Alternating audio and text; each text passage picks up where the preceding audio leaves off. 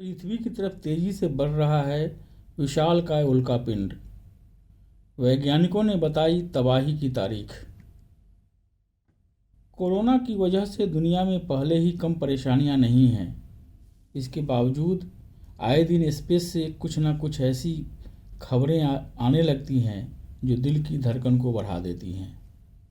अब नासा के वैज्ञानिकों ने खुलासा किया है कि बेहद बड़ा उल्कापिंड पृथ्वी की तरफ बढ़ रहा है। ये इतना बड़ा है कि शुरुआत में इसे ग्रह समझ लिया गया था, लेकिन इसके बाद हुई स्टडी और रिसर्च में उल्कापिंड निकला। हालांकि वैज्ञानिकों ने इसके पृथ्वी से टकराने की संभावना को लेकर भी खुलासा किया है।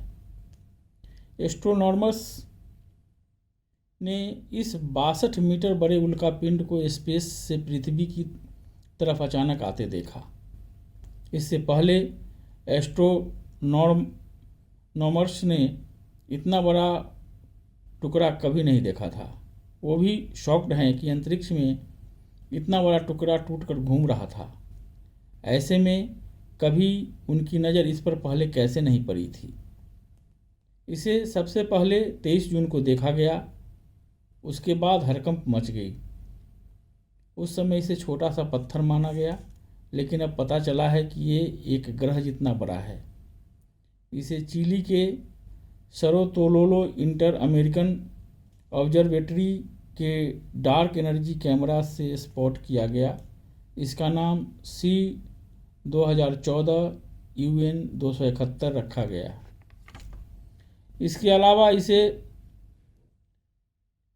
बेर्नार्डिनेली बेननस्टीन्स नाम दिया गया है।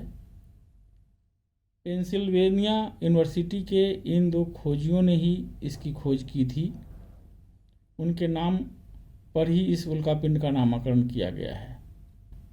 एक्सपर्ट्स का कहना है कि ये अब तक का देखा गया सबसे बड़ा उल्कापिंड है। आमतौर पर किसी उल्कापिंड को सूर्य का पूरा चक्कर लगाने में 200 साल लगते हैं, लेकिन ये बीते 6 लाख सालों से चक्कर काट रहा है। एस्ट्रोनॉमर्स ने बताया कि इस उल्कापिंड को स्टडी करने के लिए अभी उनके पास 10 साल का समय और है। 23 जनवरी 2031 को ये पृथ्वी के सबसे नज़दीक होगा।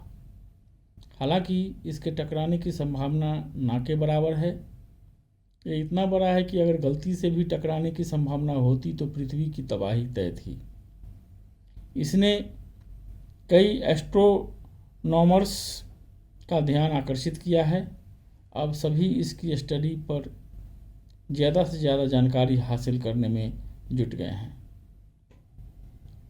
तो आज के लिए इतना ही। कल फिर मिलेंगे। धन्यवाद।